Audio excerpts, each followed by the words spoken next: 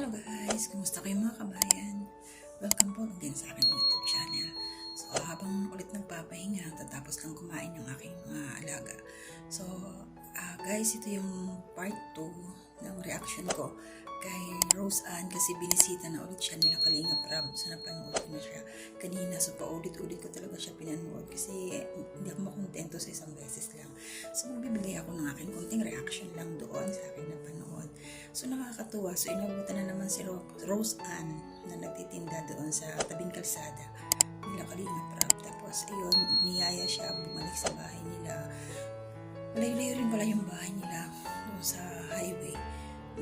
Tapos ng bata kasi siya lang mag-isa na nasa kalsada. Nag-aabang ng mga bibili ng walis ting-ting kasi yun ang kanyang pinagkakakitaan nilang mag-ina. So ayun nga, bumalik sila sa bahay. Umuwi sila. Kasama sila Kalingap Rab, si Kalingap Edo. So nandun yung mama niya. Alam nyo guys na lang ba, mabuti ka muna pumunta sila Kalingap Rab doon noong part 1 kasi nga binigyan sila ng pera. Yung pala may sakit yung mama ni Rose Ann. So kawawa. So yung binigay sa kanilang pera guys, pinampadoktor. Tapos at the same time, nakabili sila ng pawid, pinambubungon sa may sala nila. Doon muna inuna kasi hindi tumutulong.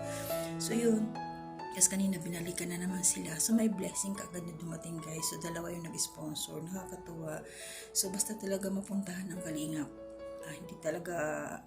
Hindi natin nasasabing mapapabayaan sila, mapapaganda yung buhay nila. So good news para sa iyo Rose Ann. Sabi nga ni Kalingap Rab, tutulungan ka sa iyong pag-aaral. Yun nga, naikwento niyo yung bahay ninyo, anytime pwede kayong paalisin. Natawa ako dun sa part, guys, na sabi ni Kalingap Rab, mayroon daw gustong umampun doon kila Rose Ann. Sabi ng nanay niya, saan daw sila dadalhin? Hindi alam ni Kalingap Rab kung saan.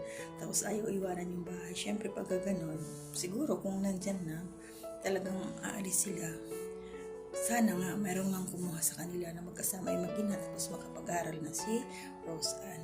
So ang galing at saka pag-pray natin guys na gumaling yung mama ni Rose Ann kasi dalawa na lang sila. Sabi nga niya hyperacidity tsaka acute na may nana na daw.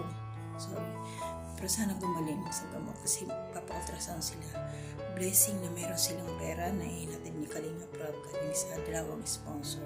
So alam ko marami pang darating na blessing sa iyo Rose Ann at sa iyong nanay. So pagkabait ka lang alagaan mo yung mama mo. So makakahabol ka siguro sa pag-aaral. So ayusin lang yan. Hindi man tong taon na to sa susunod. So nakakatuwa. So ito na ngayon ang aking babantayan yung kasi tapos naman na sila tapos na sila Joy, okay na sila. Tapos ito si Erica, na rin, okay na rin yan. So ikaw Rose Ann, pagpapay kita na maging successful ka rin, magkaroon din kayo ng sariling bahay sa tulong nila Kalingap Rab. Salamat kay Kalingap Edo na siyang naka-scout sa'yo.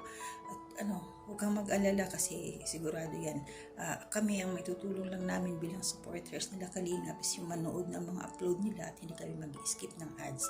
Yan ang aming support kasi nga nagsisikap din kami para sa pamilya. So hindi lang naman sa pera pwedeng makatulong ng isang tao sa mga bagay-bagay din na yung moral support, yung prayer. So malaking bagay din yun. So magpe-pray na lang kami na marami pang tumulong sa inyo yung may kakayanan.